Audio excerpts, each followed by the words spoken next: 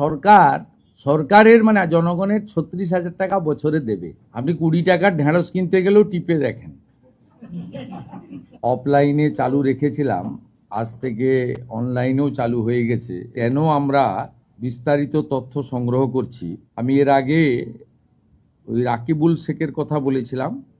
এই কেসে অনেক বড় পর্দা ফাঁস হয়েছে। বহরমপুর পিএস কেস নম্বর 843/2026, এখানে এখনো পর্যন্ত 22টা ফলস অ্যাকাউন্ট পাওয়া গেছে, যেখান থেকে মহিলারা নয় পুরুষরা লক্ষ্মীর ভাণ্ডারে টাকা নিচ্ছে, এবং এটা অনেক বড় সংখ্যা হবে। যত এটা আরও আমরা তদন্তের গতি পুলিশকে বাড়াতে বলেছি। 22টা অ্যাকাউন্টের মধ্যে 1 account is linked to Rakibul Sheikh.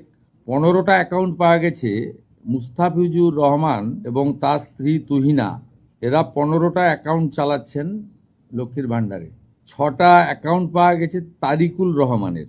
যারা 12 পাতা, 16 পাতা, 18 পাতা করছেন, এই রিজেক্টেড, জনগণের দ্বারা রিজেক্টেড নেতা এবং তাদের দলের লোকেদের বলবো যে এই সংখ্যাটা কত হবে আমরা জানি না।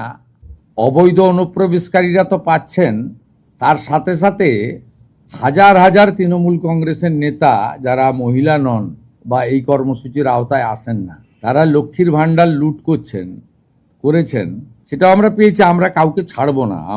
আমি ডিজিপিকে বলেছি সিট গঠন করতে, এবং যেহেতু মানিটারি ডিফলকেশন আছে, মানি লন্ডারিংয়েও এদের কেসকে ট্রান্সফার করার জন্য আমরা ডাইরেকশন দিয়েছি।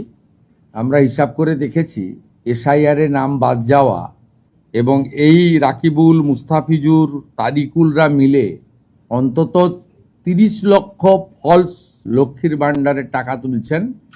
30 লক্ষ গুণিতক 1,500 টাকা করে যদি হিসাব করেন, কত হাজার কোটি টাকা আপনাদের জনগণের টাকা কিভাবে এরা লুট করেছে। এই লুটেরাদের পার্টি, এটা তার প্রমাণ। ফর্মে দেখবেন প্র্যাকটিক্যালি 3টে পৃষ্ঠা ফিল আপ করতে হচ্ছে। বাকিগুলো ট্রাইব্যুনালে যার নাম আছে তার একটা পৃষ্ঠা আছে, সিএতে অ্যাপ্লিকেন্টের আছে, কাস্টের আছে। ওগুলোতে কার্যত কিছু নেই, এগুলো তো করছেন। দেখুন, সরকারের মানে জনগণের ৩৬,০০০ টাকা বছরে দেবে। আপনি 20 টাকার ঢেঁড়স কিনতে গেলেও টিপে দেখেন। আর ৩৬,০০০ টাকা বছরে দেবে, সহযোগিতা করুন না।